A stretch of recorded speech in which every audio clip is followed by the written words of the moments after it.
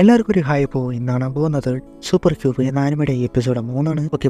എപ്പിസോഡിന്റെ ആദ്യം തന്നെ വാങ്ഷിയോനെ അറ്റാക്ക് ചെയ്യാനായിട്ട് ഒരുമിച്ച് നിൽക്കുകയാണ് നോർത്ത് ഗ്യാങ്. അവരെല്ലാവരും നേരിടാനാണെങ്കിൽ തലയ്ക്ക് തന്നെ കൊടുക്കേണ്ടി വരും. അതിനുശേഷം ഫൈറ്റ് തുടങ്ങി. അവൻ വിചാരിച്ച പോലെ തലയ്ക്കൊന്നും പറ്റുന്നില്ല. അറ്റാക്കെല്ലാം മാറി മാറി പോകാനായിട്ടാണ് നോക്കുന്നത്. എന്നാൽ അവന് നന്നായിട്ട് കിട്ടുന്നുണ്ട്. പിറകിൽ നിന്നാണ് കൂടുതൽ അറ്റാക്ക് കിട്ടുന്നത്. അവനെ അടിക്കട എന്നൊക്കെ സഞ്ജുനു വാടാ ഈ ഡേറ്റ് ട്രിക്ക് എന്നൊക്കെ പറഞ്ഞ് അവൻ നേരെ ഒന്ന് ഒറ്റടി അവന്റെ ബെല്ലൈക്കൺ പൊട്ടിച്ചുള്ളന് അവന്നിട്ട് അവൻ പറന്നുപോയി വീഴുകയാണ്. അതിനുശേഷം പിന്നെ പോകുകയാണ്. എൻ്റെ ബോഡി കുറേ നേരം നിൽക്കില്ല എന്ന് അവൻ്റെ മനസ്സിൽ എന്നാണ് ഫൈറ്റ് ചെയ്യുന്നത്. അങ്ങനെ ചാടിയും ചവിട്ടിയൊക്കെ അടിച്ച് ഇടുവാണ്.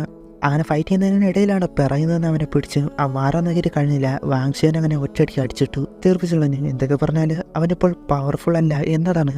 അത്ര ഉൾറ എന്നൊക്കെ അവന് ദേഷ്യം വന്നിട്ട് നീയൊക്കെ എല്ലാവരെയും പുള്ളി ചെയ്തു നടക്കാം, അങ്ങനെ ചെയ്യാൻ താണോ ഇല്ലേ പാടാ.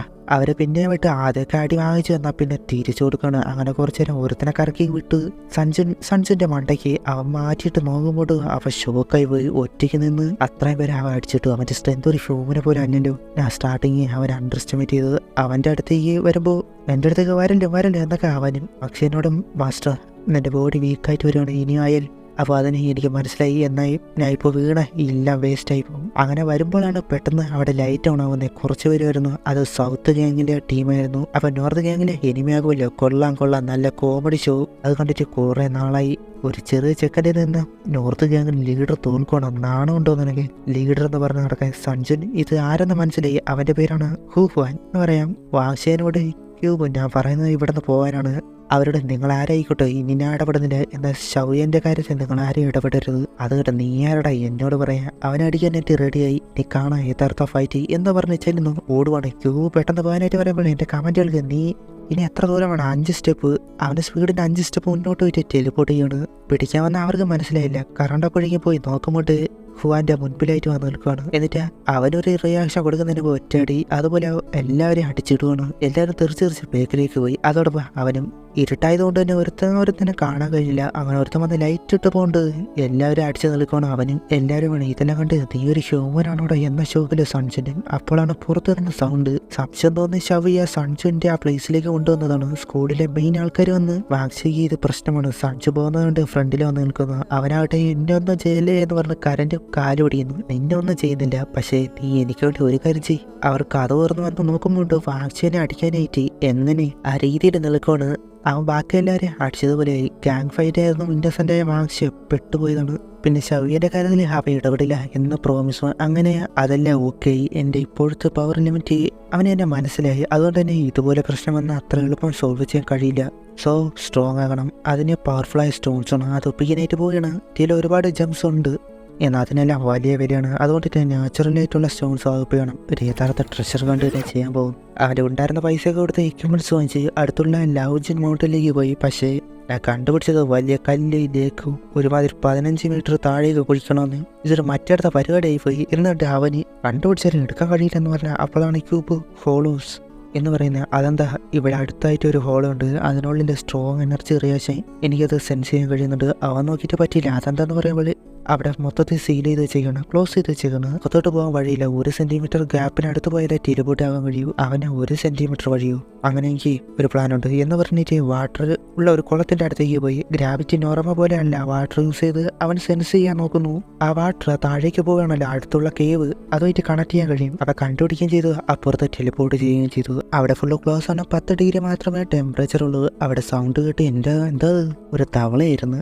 മുൻപിലോട്ടാണ് സെൻസ് ചെയ്യാൻ കഴിയുന്നത്. എന്നാൽ അവിടെ ക്ലോസ് ആണ്, അപ്പുറത്ത് പോകാൻ കഴിയില്ല. കണ്ടുപിടിച്ചിട്ട് എടുക്കാൻ കഴിയുന്നില്ലല്ലോ. അപ്പോഴാണ് തൊട്ടടുത്ത് വേറെ കേവ് കണ്ടില്ലേ, അങ്ങോട്ടും പോകാൻ കഴിയും. കാരണം അവിടെ ഒരു കാറ്റടിക്കുന്ന അത് യൂസ് ചെയ്ത് അപ്പുറത്ത് പോവുകയാണ്. കിട്ടിപ്പോയി, ഇനി ഞാൻ പോകാൻ എന്ന് പറഞ്ഞ് നടന്നു. താഴെ കുഴിയായിരുന്നു, ജസ്റ്റ് മിസ്.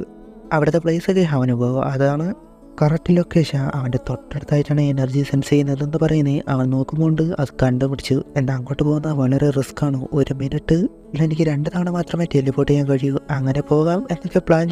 എന്നാൽ അവൻ്റെ തൊട്ട് പിറകിലായിട്ട് ഒരു സ്നേക്ക് അവൻ കണ്ടില്ലായിരുന്നു. എന്ന് മാത്രമല്ല അതിൻ്റെ അറ്റാക്ക് അവൻ അറിയാതെ തന്നെ മാറുകയും ചെയ്തു.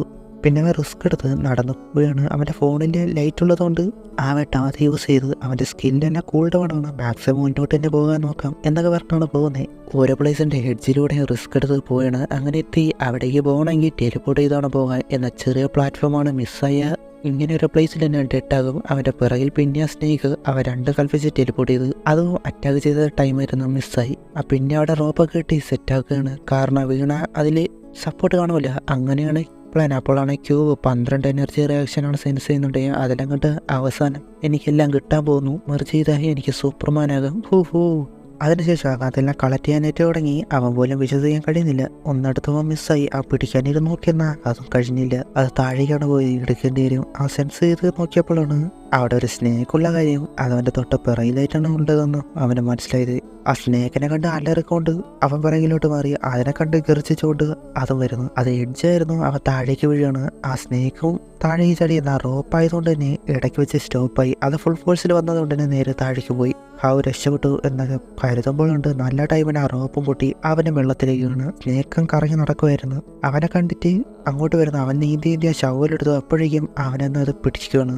അവനും വെള്ളത്തിലായതുകൊണ്ട് തന്നെ അധികം നേരം നിൽക്കാൻ കഴിയില്ല. അതിലേക്ക് അറ്റാക്ക് ചെയ്യാൻ നോക്കിയിട്ട് കഴിയുന്നില്ല. എന്നെ സ്പേസിലേക്ക് കൊണ്ടുപോയിക്കൂടെ എന്ന് പറയുമ്പോൾ ഇല്ല. കാരണം അവൻ്റെ ബോഡി വെയിറ്റിന് പകുതിയായ ജീവനുള്ള ക്രീച്ചേഴ്സിനെ മാത്രം അങ്ങനെ കൊണ്ടുപോകാൻ കഴിയൂ. അവന് ആ ഷവല് കുത്തി അതോടെ അതിന് വേദനിച്ചതുപോലെ അവനങ്ങനെ വിടുവാണ്. അപ്പോൾ തന്നെ സ്പേസിലേക്ക് വന്നു. എങ്ങനെ രക്ഷപ്പെട്ടു എന്ന് പറഞ്ഞ് അവനും ആ എനർജി സ്റ്റോൺസ് എല്ലാം നേരിട്ട് പറയാൻ. അപ്പോഴാണ് ഇതെല്ലാം സിന്തസൈസ്ഡ് ആണ് എന്ന കാര്യം പറയുന്നത്. ഈ സ്റ്റോൺസ് എല്ലാം elementary level, intermediate level, advanced ലെവലുണ്ട്. അതിൽ 3 സ്റ്റോൺ മെർജ് ചെയ്ത് അഡ്വാൻസ്ഡ് ലെവലിലേക്ക് എത്താൻ കഴിയും. നോർമൽ പോലെയല്ല. കാരണം നോർമലാണെങ്കിൽ അതിനനുസരിച്ചുള്ള സ്കില്ല് മാത്രമേ ഉണ്ടാകുള്ളൂ.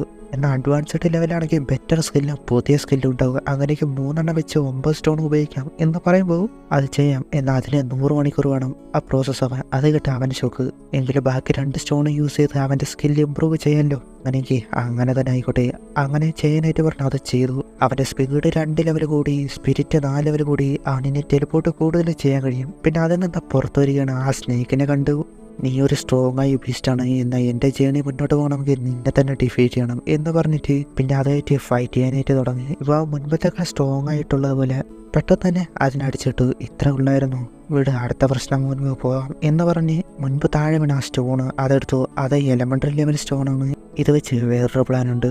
സൺജിനും ഹുവാനും ഒരുമിച്ച് വെള്ളമടിയാണ്. റിവഞ്ച് ചെയ്യാനായിട്ട് തന്നെ പ്ലാൻ ഇടുന്നത് കാണിച്ച് ഈ എപ്പിസോഡ് അവസാനിക്കുകയാണ്. ഇനി എന്താ അടുത്ത എപ്പിസോഡ് കാണാം. Okay bye.